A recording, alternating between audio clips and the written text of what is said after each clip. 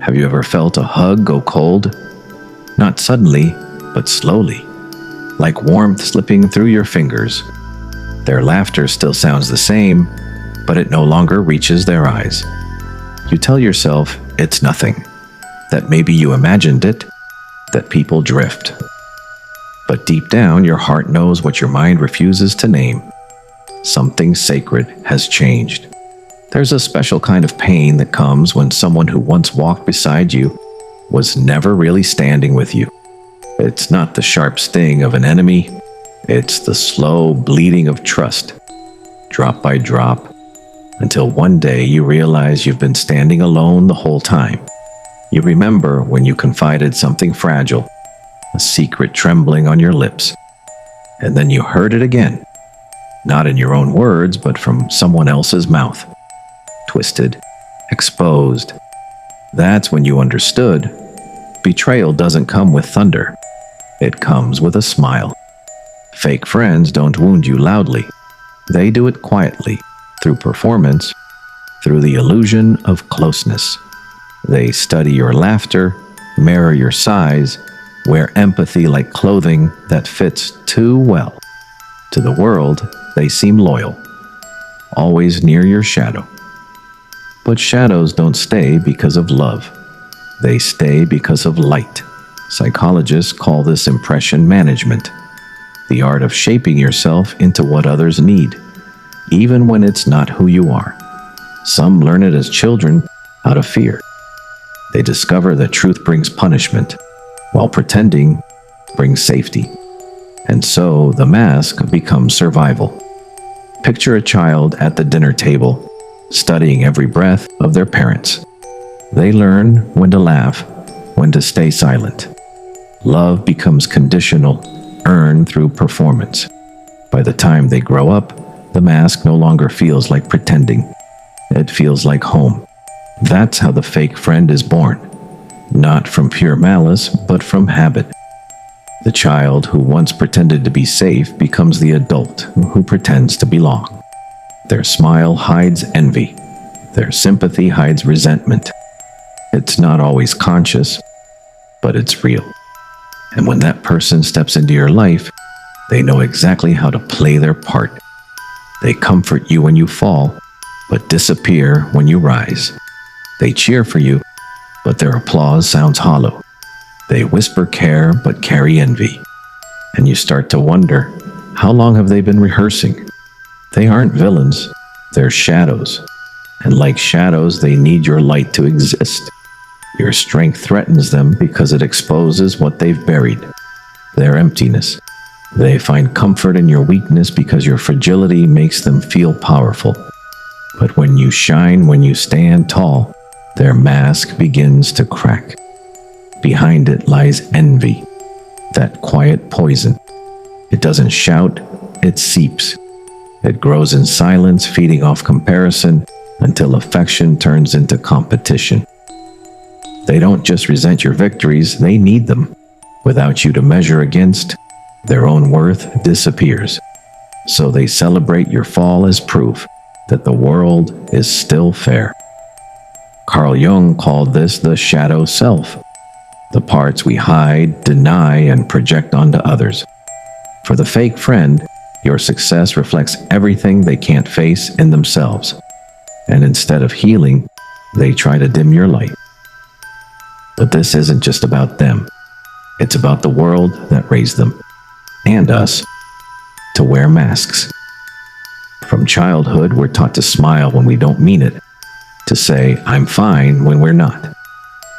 Society rewards politeness over honesty, appearance over authenticity. And so we grow up performing, even in friendship. We learn that fitting in feels safer than being real. Look at social media. It's a stage of curated smiles and captioned loyalty. Connection is not about truth anymore, it's about visibility. A like replaces care. A comment replaces presence. And in this fragile economy of attention, the pretender thrives. This is what psychologists call the good person myth. The belief that being agreeable is the same as being good. But underneath that harmony, trust erodes. Every unspoken resentment becomes a brick in the wall between people, until what's left are friendships made of shadows, smiling faces, empty hearts. And when that illusion collapses, it leaves wreckage behind. Not just broken trust, but broken faith. Faith that love can exist without pretending.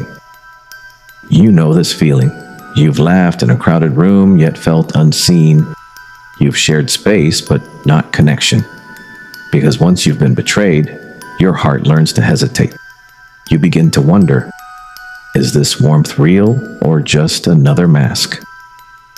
Neuroscience shows that betrayal activates the same pain centers in the brain as physical injury. Your body can't tell the difference. The wound becomes memory, and the memory becomes armor. You withdraw. Not because you hate people, but because you don't know who's real anymore. That's how loneliness grows. Not from being alone, but from being unseen. You can sit beside people who call you friend and still feel invisible.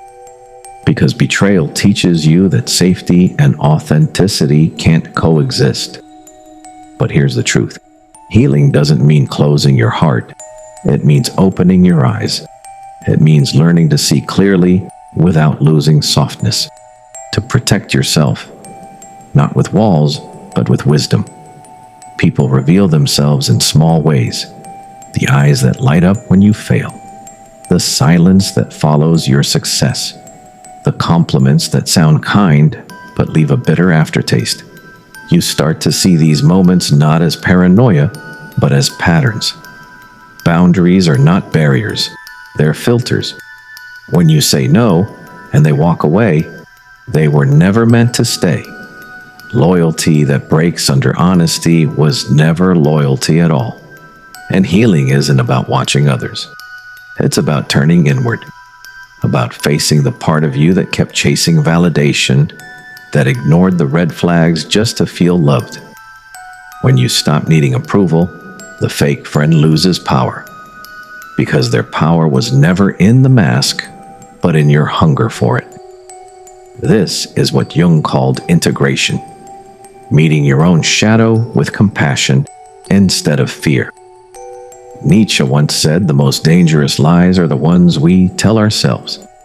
Seneca reminded us that the crowd's approval is fleeting, but peace with yourself is unshakable. Because the most dangerous fake friend isn't out there. It's within you. It's the part of you that silences your truth to please others. That wears a mask to earn love. That stays small so others feel big. Every time you betray yourself to belong, you create the very loneliness you're trying to escape. But when you begin to speak your truth, even trembling, something beautiful happens. The right people stay. The wrong ones fade. Authenticity becomes your filter, and peace becomes your reward. Being real won't always make you popular, but it will make you free. And freedom is the truest kind of friendship. The one you build first with yourself. Because when you stand with your own soul, no mask can deceive you again. Real friendship doesn't begin with others. It begins the moment you stop pretending. When you choose truth over approval, presence over performance, and love that asks for nothing but honesty, you'll find what's real has been waiting all along.